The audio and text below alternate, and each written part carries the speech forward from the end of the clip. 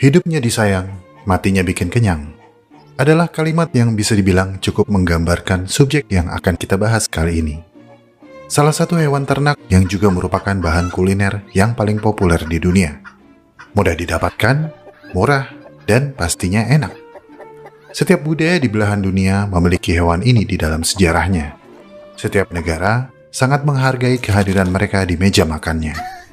Mereka mengingatkanmu setiap pagi supaya nggak kesiangan.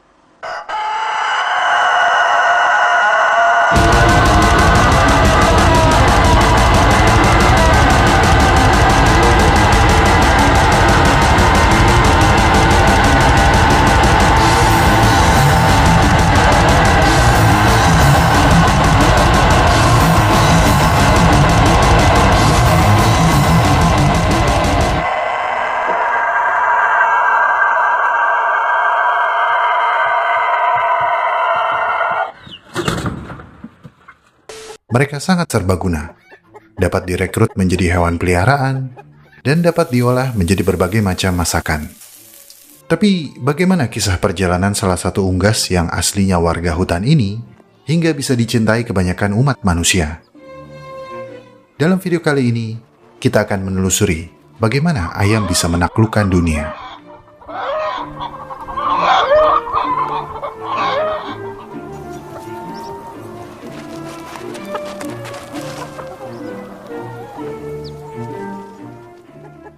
Untuk kamu yang penasaran, bukan, ayam bukanlah dinosaurus. Tapi kita telah mengetahui kalau ayam memang memiliki kemiripan fisik dengan dinosaurus dibandingkan dengan binatang lain. Coba lihat ayam ini. Sekarang coba lihat T-Rex. Mirip bukan? Bukan.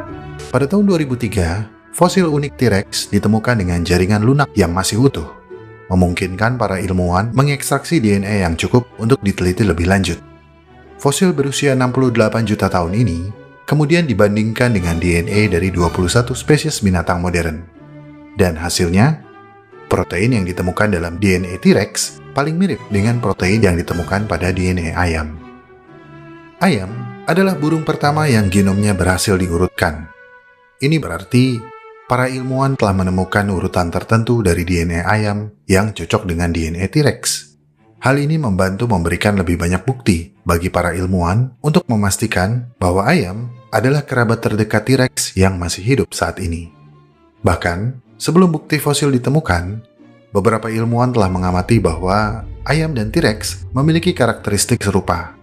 Baik ayam maupun T-Rex berjalan dengan dua kaki, memiliki kaki bersisik dengan cakar yang tajam, dan keduanya memiliki leher melengkung dengan kepala yang besar. Kemudian ada bukti yang mendukung kalau beberapa dinosaurus, termasuk T-Rex, bahkan memiliki bulu yang mirip burung. Namun, beberapa dekade sebelum pengamatan dan penemuan ini, dinosaurus diyakini sebagai reptil. Mereka berdarah dingin dan bergerak lambat. Tapi sekarang, dengan bukti yang tidak terbantahkan tersebut, dapat dipastikan bahwa ayam adalah keturunan dinosaurus pemakan daging. Bukti evolusi ini memperkuat teori bahwa burung memang berevolusi dari dinosaurus, dan secara teknis merupakan dinosaurus yang hidup saat ini. Kemudian, para arkeolog memperkirakan kalau ayam adalah binatang pertama yang didomestikasi manusia. Jadi, secara teknis, kita telah berhasil mendomestikasi dan memakan keturunan pertama dari dinosaurus.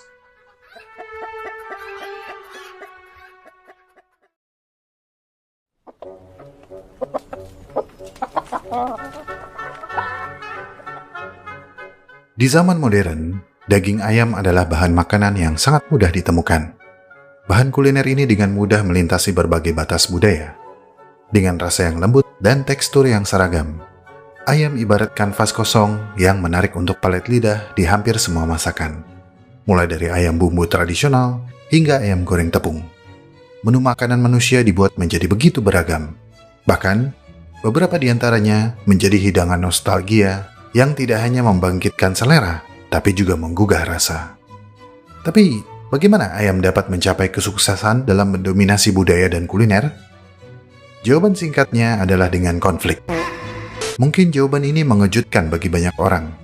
Tapi, Banyak arkeolog percaya ayam pertama kali dijinakkan bukan untuk dikonsumsi, tapi untuk diadu dalam event adu ayam atau sabung ayam.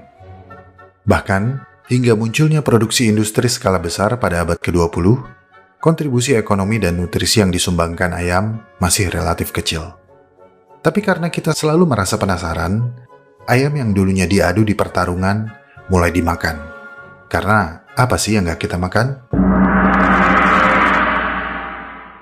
Dan lambat laun, melalui proses persilangan budaya dan eksperimen alias coba-coba, ayam akhirnya menjadi salah satu bahan kuliner yang sangat populer. Dalam bukunya yang berjudul Guns, Germs, and Steel, Jared Diamond bahkan memasukkan ayam ke dalam daftar binatang peliharaan yang sangat berguna bagi manusia. Namun tidak seperti kuda atau sapi, ayam masih kalah pamor dalam kemampuannya mengubah alur sejarah. Meskipun demikian, pelan tapi pasti, ayam telah menginspirasi dan memberi kontribusi terhadap budaya, seni, masakan, ilmu pengetahuan, dan agama selama ribuan tahun. Di beberapa budaya, ayam masih menjadi hewan suci yang dihormati. Ayam jantan yang sehat adalah lambang kejantanan universal. Ayam betina yang selalu waspada adalah simbol pengasuhan dan kesuburan.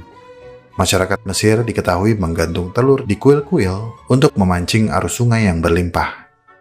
Dalam kepercayaan Zoroastrianisme di Persia kuno, ayam jantan yang berkokok di pagi hari adalah pertanda bahwa roh baik berhasil kembali ke bumi dalam pergulatan kosmik antara gelap dan terang. Sementara bagi bangsa Romawi, ayam adalah peramal yang menentukan nasib atau jalan akhir sebuah pasukan, terutama pada masa perang. Ayam telah menemani perjalanan sejarah tentara Romawi, dan perilaku mereka akan diamati dengan cermat sebelum mereka turun berperang. Jika ayam memiliki nafsu makan yang banyak, berarti kemenangan sangat mungkin terjadi. Menurut naskah Cicero, ketika bangsa Romawi menghadapi pertempuran laut pada tahun 249 Masehi, sekelompok ayam yang mereka bawa untuk meramal nasib menolak makan dan cenderung lesu. Melihat perilaku ini, seorang pejabat marah dan melemparkan ayam tersebut ke laut. Catatan sejarah menyebutkan mereka kalah dalam peperangan karena hal tersebut. Tapi kita sekarang tahu, kokok ayam tidak memiliki implikasi apapun selain menandai berlalunya waktu. Ayam bukanlah pertanda kekalahan, kecemasan, ataupun ketakutan. Mungkin kamu pernah mendengar ungkapan, "Nah, gitu aja nggak berani. Chicken lo, pengecut." Ini sangat tidak benar. Karena faktanya, ayam adalah spesies yang cukup agresif. Ayam betina akan segera menyerang jika kamu mengambil telur atau anak mereka. Ayam jantan bisa sangat ganas, terutama jika mereka dibiarkan dan dilatih untuk bertarung. Ayam jantan dipersenjatai dengan taji atau duri yang tajam di kakinya. Jika mereka menendang, maka hampir bisa dipastikan akan menyebabkan luka menganga. Manusia yang hobi sabung ayam bahkan sering mengupgrade fitur taji tersebut dengan menempelkan silet atau pisau kecil untuk menambah damage. Sehingga tidak jarang, ayam yang kalah dalam pertarungan sabung ayam akan cacat atau bahkan mati karena luka yang parah. Sebagai informasi tambahan, sabung ayam adalah olahraga tertua yang masih populer di seluruh dunia hingga saat ini. Meskipun sudah marak dilarang dan dinyatakan ilegal, kegiatan ini masih sering dilakukan. Mungkin terlihat keji dan brutal, namun bagi beberapa kebudayaan di seluruh dunia, sabung ayam memiliki peran dalam mengajarkan keberanian pada generasi prajurit masa depan.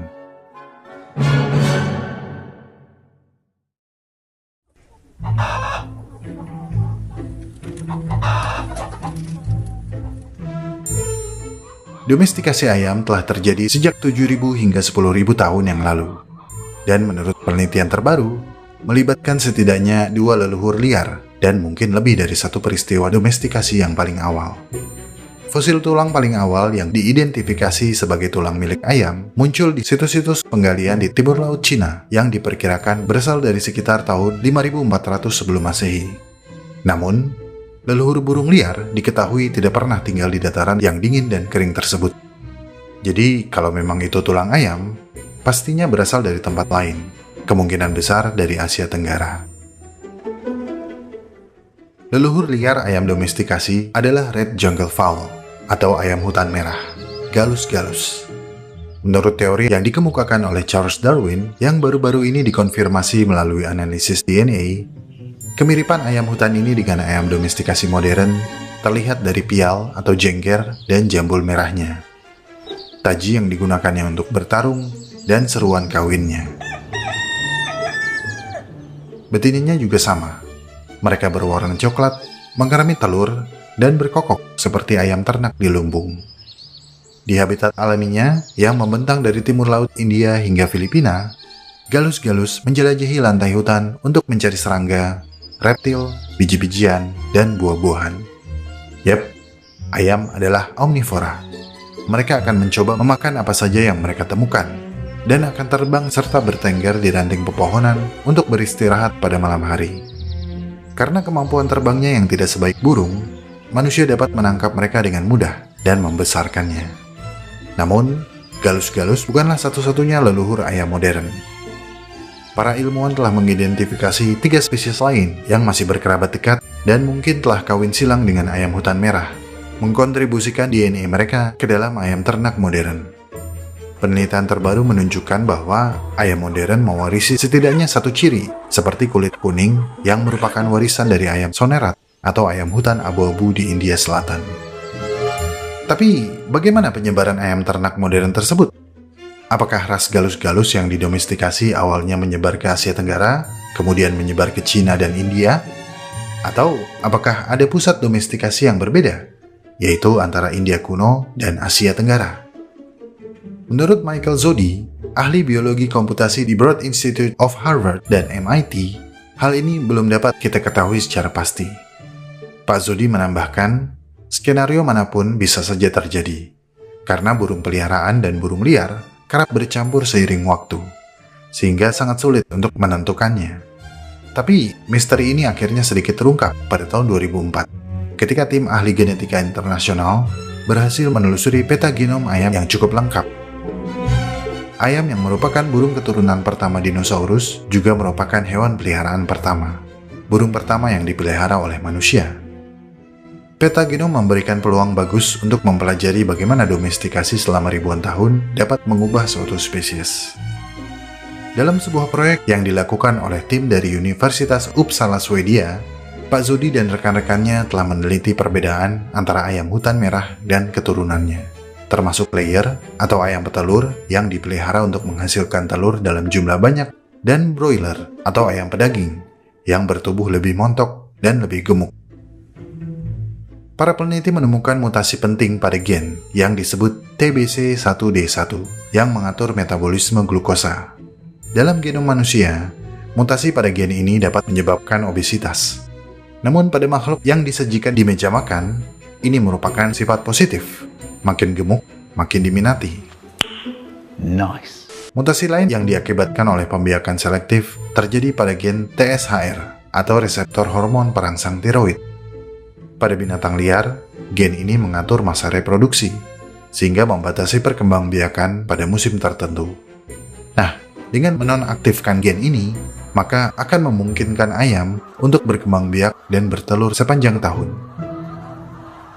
Setelah didomestikasi, ayam segera mempengaruhi dunia. Kontak dengan budaya, perdagangan, migrasi, dan penaklukan teritorial membantu memperkenalkan dan menyebarkan ayam ke berbagai wilayah di seluruh dunia selama beberapa ribu tahun. Meskipun tidak dapat dipastikan, bukti menunjukkan bahwa titik awal penyebaran ayam ke arah barat mungkin adalah lembah Indus, di mana masyarakat di peradaban Harappa melakukan perdagangan yang aktif dengan wilayah Timur Tengah lebih dari 4.000 tahun yang lalu. Para arkeolog telah menemukan fosil ayam di Lothal yang pernah menjadi pelabuhan besar di pantai barat India. Penemuan ini meningkatkan kemungkinan bahwa unggas-unggas tersebut telah dibawa menyeberang ke Semenanjung Arab sebagai komoditas kargo atau perbekalan selama perjalanan mereka. Pada tahun 2000 sebelum Masehi, naskah pada tablet cuneiform dari Mesopotamia menyebutkan burung kerajaan Meluha, mengacu kepada Meluha, sebuah nama tempat di lembah Indus. Menurut Profesor Piotr Steinkeller, pakar teks kuno di Harvard, The Royal Bird of Meluha kemungkinan adalah burung eksotik yang tidak berasal dari Mesopotamia. Pak Steinkeller percaya bahwa yang disebut sebagai royal bird kemungkinan besar adalah ayam. Sekitar 250 tahun kemudian, ayam diperkirakan tiba di Mesir. Awalnya diperkenalkan sebagai burung aduan dan sebagai tambahan pada hewan peliharaan eksotik. Penggambaran artistik yang menampilkan burung yang mirip ayam terlihat menghiasi makam kerajaan. Butuh waktu kurang lebih 1000 tahun untuk burung peliharaan eksotis ini menjadi komoditas populer di kalangan masyarakat Mesir pada umumnya. Nah, pada era inilah masyarakat Mesir memulai dan menguasai teknik inkubasi buatan yang melepaskan ayam betina untuk memanfaatkan waktunya dengan lebih baik sehingga dapat bertelur lebih banyak. Sementara telur yang dihasilkan akan diawasi dan dirawat oleh penjaga peternakan. Ini bukanlah perkara mudah. Agar telur dapat menetas dalam kurun waktu 3 minggu, suhu harus dijaga konstan pada kisaran 37 hingga 40 derajat Celcius dan kelembaban relatif hingga 55%, yang secara konstan harus ditingkatkan hingga menjelang masa penetasan. Telur juga harus dibalik 3-5 kali dalam sehari, agar anak ayam terhindar dari cacat fisik. By the way, tahukah kamu kalau telur ayam yang biasa kamu makan bukanlah telur yang terbuahi? Ayam betina bisa tetap bertelur meskipun tanpa kehadiran ayam jantan. Ayam betina adalah parthenogenesis. Mereka dengan senang hati bertelur meski tanpa dikawini oleh ayam jantan. Jika tidak ada ayam jantan di sekitar mereka, maka telur-telur tersebut tidak akan terbuahi. Nah, inilah telur yang suka kamu makan. Telur yang tidak terbuahi. Tapi terbuahi atau tidak, mereka memiliki penampilan dan rasa yang sama. Jadi, telur yang kita beli di pasar atau di supermarket gak bisa menetas dong. Sangat sulit, tapi bukan berarti tidak mungkin. Ini karena sebagian besar peternakan telur komersial hanya memiliki ayam betina, karena ayam jantan tidak diperlukan untuk produksi telur. Daging ayam jantan dinilai tidak sebanyak daging ayam betina. Jadi untuk mengurangi biaya perawatan, peternakan telur komersil akan menetaskan dan hanya akan memelihara anak ayam betina. Anak ayam jantan yang menetas di peternakan telur komersil biasanya dibunuh ketika sudah bisa diketahui jenis kelaminnya, yaitu pada usia 1 hari. Takut kena warning YouTube, bro. Hanya telur dari betina yang dikawini oleh pejantan yang akan menetas. Mungkin kamu pernah melihat ayam jantan melakukan tarian kawin sambil mengelilingi ayam betina. Ini adalah isyarat untuk betina berjongkok agar ayam jantan bisa naik ke atas tubuhnya. Kemudian, bulu ekor betina akan diangkat agar kloaka mereka dapat bersentuhan dan sperma bisa masuk. Gitu. Apa itu kloaka? Secara kasar, kloaka adalah lubang. Gini, berbeda dengan manusia dan kebanyakan mamalia, ayam hanya mempunyai 1 lubang belakang. Lubang ayam betina memiliki 3 fungsi, yaitu untuk bertelur, dan sebagai jalan masuk sperma. Sementara kloaka ayam jantan hanya memiliki 2 fungsi, yaitu untuk dan untuk mentransfer sperma. Dan ya, ayam jantan nggak punya penis. Wow, hey. Jangan tersipu malu, ini memang merupakan pertanyaan umum, jadi sekalian aja kita bahas. Setelah kloaka mereka bersentuhan, betina menyimpan semua sperma di area tubuhnya yang disebut oviduct atau saluran telur. Saat sel-sel telurnya meninggalkan ovarium, sperma akan bergabung dengan sel telur dan telur pun dibuahi. Sperma yang tersimpan di oviduct dapat bertahan selama beberapa minggu, cukup untuk membuahi beberapa telur. Anyway, setelah menguasai inkubasi buatan, masyarakat Mesir membangun kompleks inkubasi besar yang terdiri dari ratusan oven. Setiap oven berbentuk ruangan besar yang dihubungkan dengan serangkaian koridor dan ventilasi yang memungkinkan pekerja mengatur panas dari api yang berbahan bakar jerami dan unta. Selama berabad-abad, masyarakat Mesir menjadi produsen ayam potong terbesar di dunia dan berhasil merahasiakan metode inkubasi buatan ini dari orang luar. Tapi sekarang, China dan Amerika Serikat adalah produsen ayam terbesar di dunia. Di sekitar Mediterania, penggalian arkeologi telah menemukan tulang ayam yang diperkirakan berasal dari sekitar tahun 800 sebelum Masehi, kira-kira pada masa kejayaan Kekaisaran Romawi.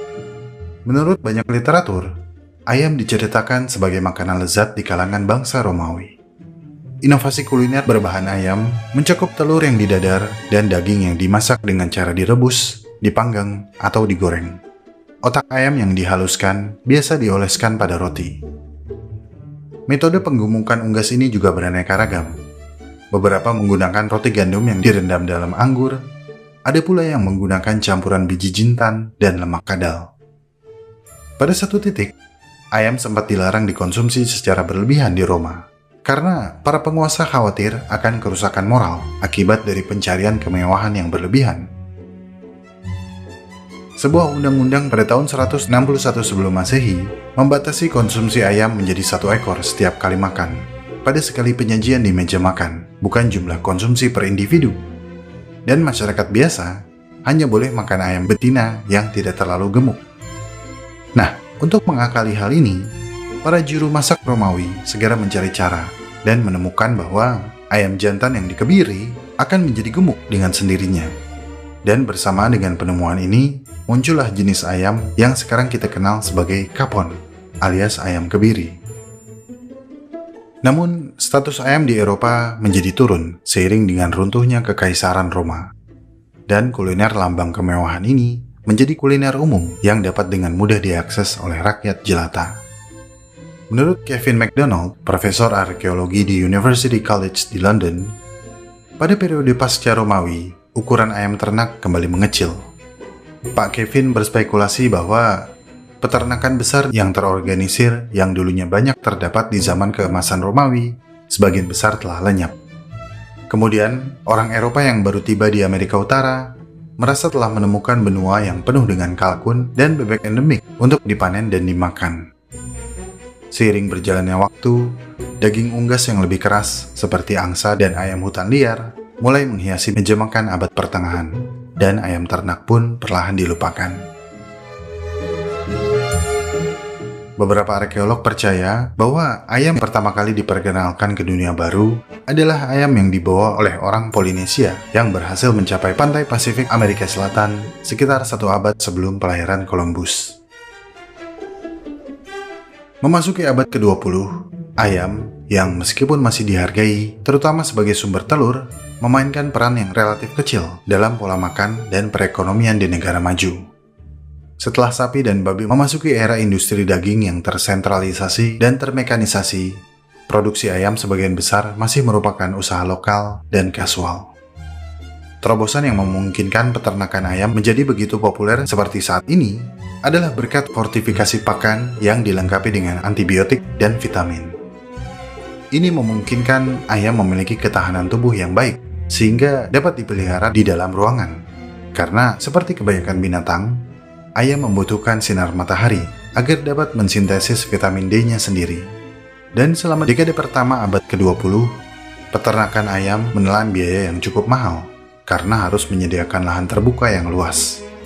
Ayam diwajibkan menghabiskan hari-hari mereka berkeliaran di luar kandang sembari mencari makanan.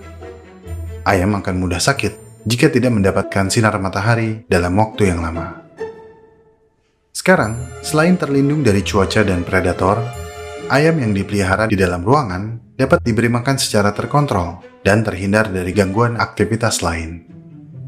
Peternakan skala pabrik adalah langkah terakhir bagi ayam dalam transformasinya menjadi penguasa dunia, menjadi komoditas penghasil protein yang paling mudah dan murah karena hemat waktu dan tempat. Ayam betina cukup dimasukkan ke dalam sangkar kawat yang rapat sehingga mereka tidak dapat melebarkan sayapnya. Dengan begini, sebanyak 20.000 hingga 30.000 ayam pedaging dan petelur dapat dipelihara dalam satu gedung yang tanpa jendela. Hasilnya adalah pasokan gastroekonomi yang luas. Peternakan skala pabrik mampu memproduksi ayam dalam jumlah yang semakin banyak dan telah menyebabkan peningkatan permintaan di seluruh dunia. Pada tahun 2023, jika diukur berdasarkan jumlah konsumsi, ayam telah melampaui daging sapi sebagai daging paling populer di dunia. Amerika Serikat adalah negara yang mengkonsumsi ayam paling banyak di dunia, diikuti oleh Cina di posisi kedua dan Indonesia di posisi ke-6. Ayam dan telurnya adalah sumber protein paling populer di dunia. roda penggerak dalam sistem alami yang dirancang untuk mengubah biji-bijian menjadi protein dengan efisiensi yang luar biasa.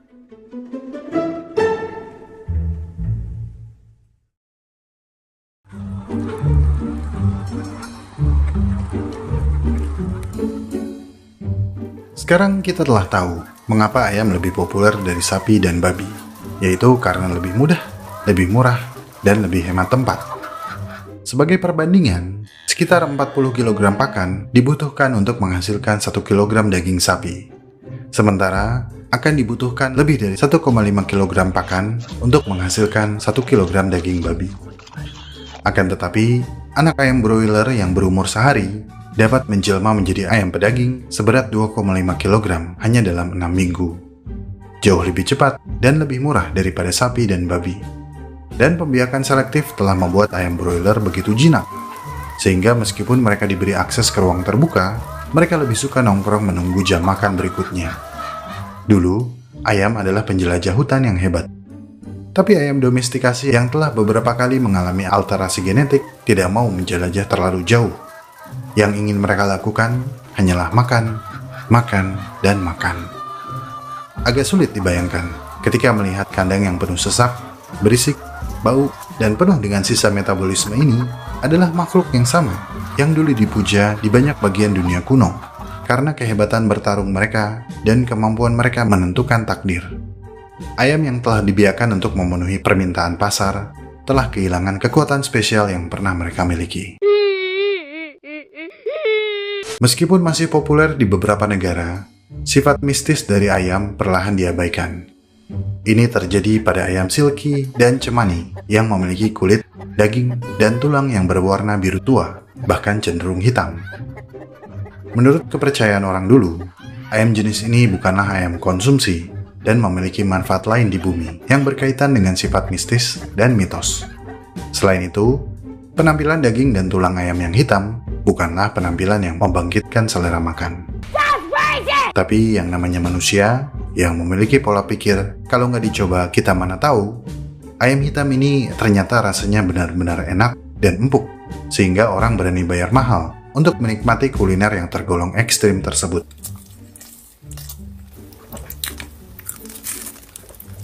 Tastes a bit too much ketchup. Seekor ayam cemani dapat dibanderol sekitar 2-3 kali dari harga ayam normal. Dan harganya akan melonjak lebih tinggi jika peruntukannya adalah sebagai hewan peliharaan eksotis. Bahkan, ayam cemani adalah salah satu ayam eksotis termahal di dunia. Mungkin tidaklah berlebihan jika kita menjadikan ayam sebagai maskot globalisasi, simbol universal aspirasi kuliner kelas menengah yang menaklukkan dunia. Ayam telah berhasil menyusup ke dalam salad Caesar yang mewah, berhasil mengalahkan kalkun di club sandwich, dan berhasil bersembunyi di bawah selimut pesto di antara jalinan spaghetti yang creamy. Bahkan, ayam tikka masala, masakan favorit kaisar dinasti Mughal, telah diklaim menjadi hidangan nasional Inggris. Ayam yang direndam dalam yogurt dan rempah-rempah, dipanggang dalam rangkaian tusuk sate, dibumbui dengan kuah lembut rasa kari, telah memikat masyarakat Inggris dan dijadikan sebagai hidangan nasional Inggris yang sesungguhnya. Dalam pidatonya pada tahun 2001 yang tercatat dalam sejarah sebagai pidato ayam tikka masala, Robin Cook, Menlu Inggris Raya pada saat itu, memilih chicken tikka masala untuk melambangkan komitmen bangsa terhadap multikulturalisme. Alright, mate. Sekarang, hampir semua restoran, bahkan restoran mewah sekalipun, akan menambahkan ayam ke dalam menu mereka. Para food vlogger akan berdebat tentang siapa pemilik resep ayam terbaik. Halo semuanya, Radit di sini. Ayam yang kini telah tersebar di seluruh dunia adalah kisah epik dari kesuksesan evolusioner kuliner yang telah mencetak begitu banyak miliuner. Sekarang jumlah ayam telah melebihi jumlah manusia di planet ini, hampir 3:1. Ini karena cukup mudah memelihara ayam. Siapapun bisa melakukannya. Mungkin tetanggamu ada yang pelihara ayam, dan kamu kesal karena ayam peliharaan mereka suka sembarangan di pekarangan kamu. Atau mungkin sebaliknya, tetangga kamu yang kesal karena ayam peliharaan kamu suka di pekarangan rumah mereka. Hanya karena kotoran ayam, seorang warga di Ponorogo, Jawa Timur memagar rumah tetangganya. Akibatnya sang tetangga selama 3,5 tahun tidak bisa keluar masuk rumah dengan mudah karena harus melompat pagar. Begitulah adanya. Sesuatu yang sepele, jika tidak dikontrol, akan menjadi merugikan. Untungnya, kita bisa memakan mereka. Tapi jangan pernah memakan daging ayam mentah ya. Karena daging ayam mentah bisa mengandung kontaminan seperti Campylobacter, Salmonella, atau Clostridium perfringens. Hal yang sama akan terjadi jika kamu makan ayam setengah matang.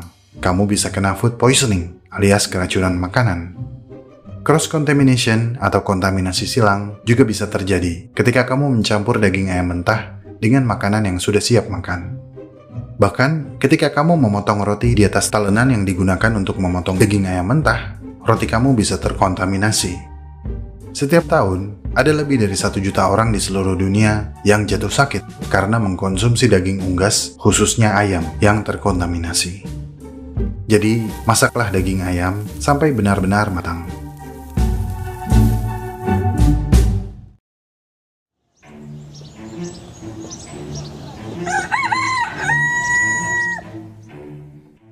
Sesuatu yang simpel terkadang memiliki sejarah yang rumit.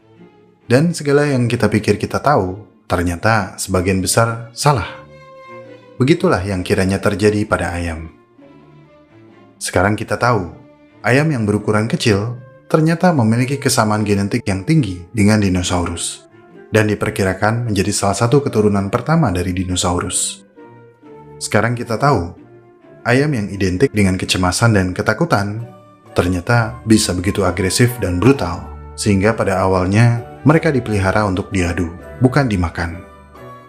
Sekarang kita tahu, ayam dulu adalah lambang kemewahan yang kemudian dilarang, ditinggalkan, dan kembali populer dan diternakan setelah ditemukan pakan yang mengandung penunjang kesehatan. Dengan mempelajari ayam, kita telah tahu bagaimana sejarah bangkit dan runtuhnya masa kejayaan ayam hingga ke zaman dinosaurus. Mungkin jawabannya akan rumit jika ditanya mana yang lebih dulu ada, telur atau ayam. Tapi setidaknya kamu bisa menjawab jika ditanya seperti apa rasa dinosaurus. Kamu bisa dengan mudah mengatakan rasanya kayak ayam, canda ayam. By the way, ayam geprek is the best dan saya tidak suka opor ayam.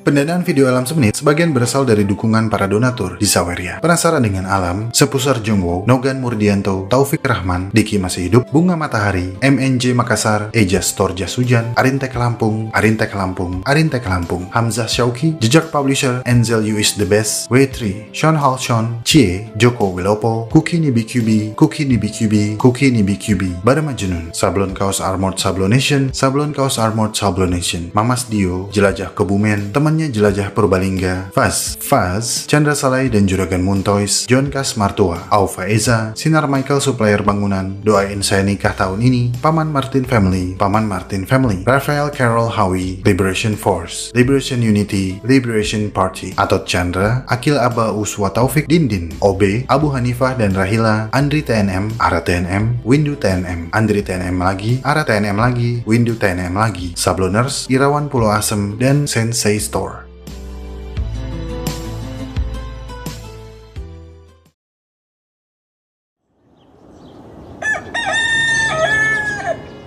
Terima kasih telah menonton sampai menit ini. Saya sangat-sangat menghargai segala dukungan yang teman-teman berikan kepada Alam Semenit. Jika ingin tahu lebih banyak tentang subjek pembahasan dalam video ini, cek deskripsi video. Di sana teman-teman bisa menemukan segala jurnal, literatur, dan referensi saya dalam menyusun naskah. Jika suka dengan pembahasan dari Alam Semenit, like video ini dan share. Karena like dan share dari kamu akan membantu perkembangan channel ini. Ikuti perkembangan semua hal yang aneh, menjijikan, dan indah yang mengundang rasa ingin tahu kita semua. Sampai jumpa di video selanjutnya.